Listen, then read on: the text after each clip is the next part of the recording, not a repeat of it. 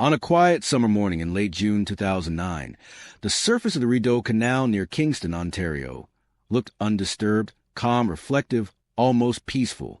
But beneath that still water sat a dark secret. A car rested submerged near the lock gates, its windows clouded, its metal frame swallowing the last traces of air. Inside were 4 bodies. How does a family vacation end at the bottom of a canal? When authorities pulled the vehicle from the water, what they found would shock Canada, not because of a stranger's violence, not because of a random attack, but because of who was accused of putting that car there. Inside the submerged Nissan were 3 teenage sisters, Zainab, Sahar, and Geeti, and a woman who had long lived in silence within her own home, Rona Amir Mohammad. They were not runaways. They were not victims of a highway accident.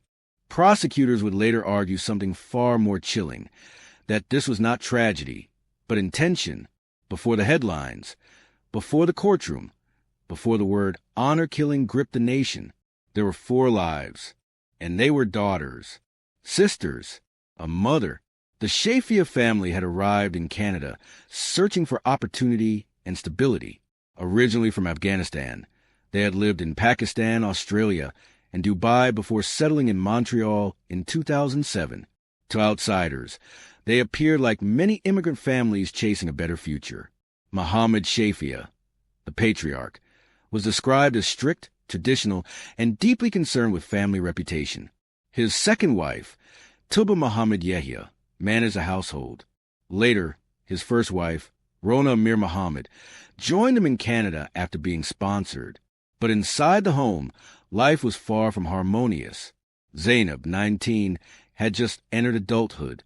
Friends describe her as expressive, eager to belong, curious about the world outside her father's authority. She had fallen in love, something that should have been innocent, ordinary. Instead, it became dangerous. Sahar, 17, was quieter but no less spirited. She kept secrets in her bedroom.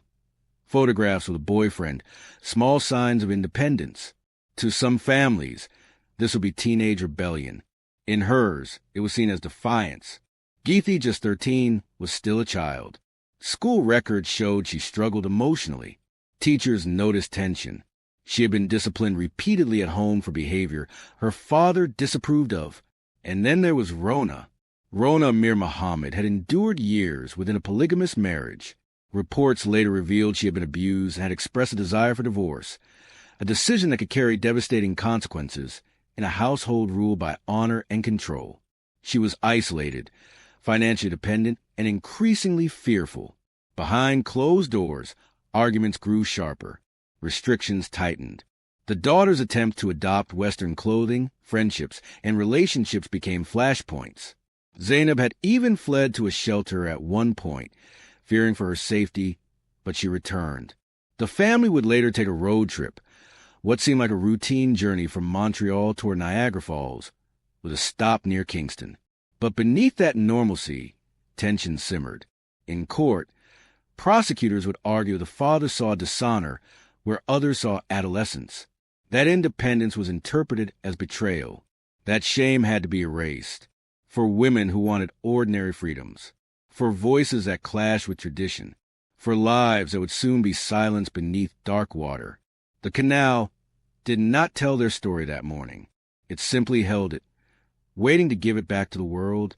Investigators from the Kingston Police and the Ontario Provincial Police worked methodically, reconstructing the final hours of June 29, 2009.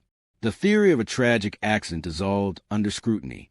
The location of the submerged Nissan Sentra, the mechanical condition of the vehicle, and inconsistencies in the family's statements pointed towards something deliberate. Then came the surveillance footage. Hotel cameras showed the family moving in and out during the night. Phone records placed vehicles near the canal. Damage to the Shafia family's Lexus SUV suggested contact with another object, possibly the Sentra. Prosecutors would later argue that the Lexus had been used to push or ram the smaller car into the water. The investigation deepened. Wiretaps captured conversations that stunned authorities. In recorded discussions after the deaths, Mohammad Shafia did not sound like a grieving father. Instead, He spoke with anger and contempt toward the daughters, referring to them in dehumanizing terms and expressing outrage over what he believed they had done to the family's reputation. Those recordings would become central to the prosecution's case. By July 2009, police made their move.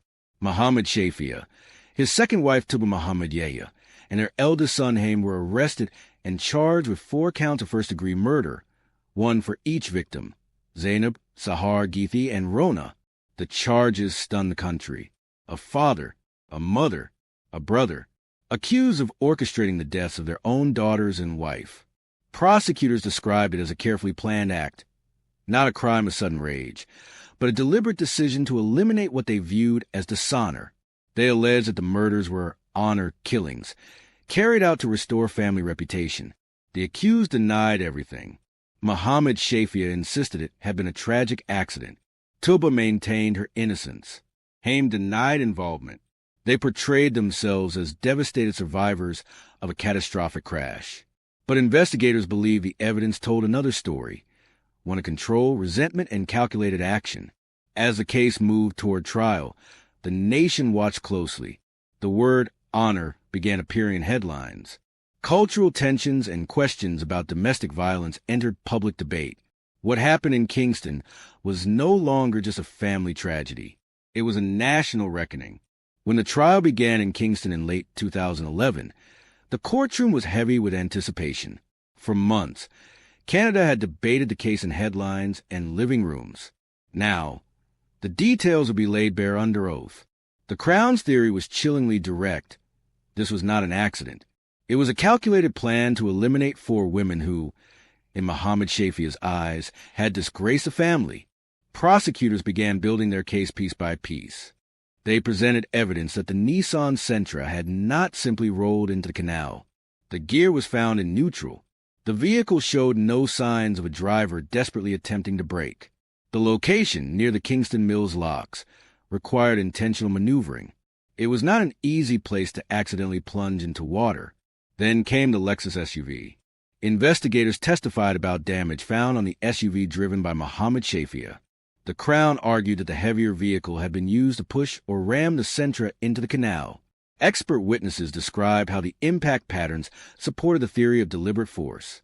But it was the wiretaps that changed the atmosphere in the courtroom. Jurors listened as recorded conversations played aloud. Conversations captured after the deaths.